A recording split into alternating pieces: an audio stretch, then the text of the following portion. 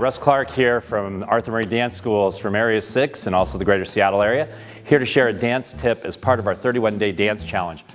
We're going to talk a little bit about our body, okay? In dancing, a lot of times when we dance, we kind of look like big sumo wrestlers because what we do is we have our shoulders and our hips and they're square, and it's the way we always look the thickest.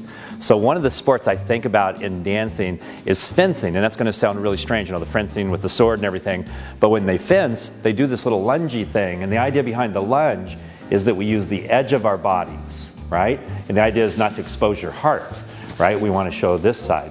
So when we dance promenades as the lady, many times what happens is ladies walk in promenade and they walk like this and we look really square. So what I want to see us do as ladies is just like fencing, walk just like this. And then the important thing is the next step. We don't want to step and then bring our hip through because now we've exposed our heart, right?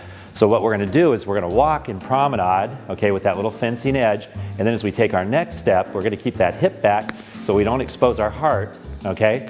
And then we can step right through. And we will look nice and slender doing that, okay? Now to demonstrate this, I'd like to invite a partner in if I could please. Okay, so when we're standing in closed position, and if we turn to promenade, we don't do this, we don't go, huh, like here where we look really square. All we're gonna do, okay, is we're gonna turn just slightly, okay, so we're right in this position, and again, the lady's not exposing her heart, okay? And as we walk through so we have that nice edge, and then again, the next step, we don't bring that hip through. We keep the hip right there. We walk through, okay, not exposing our heart.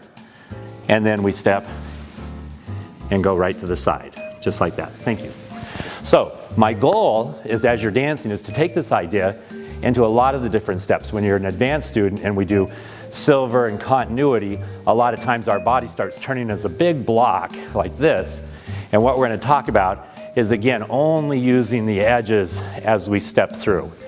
And that's a tip I want you to go back on your lessons, ask your teachers about how it applies to your level of dancing, because I think you're going to find you have a much slender and long look on the dance floor, and that's part of our goal as dancers, right? It's all about being pretty, isn't it? All right, enjoy.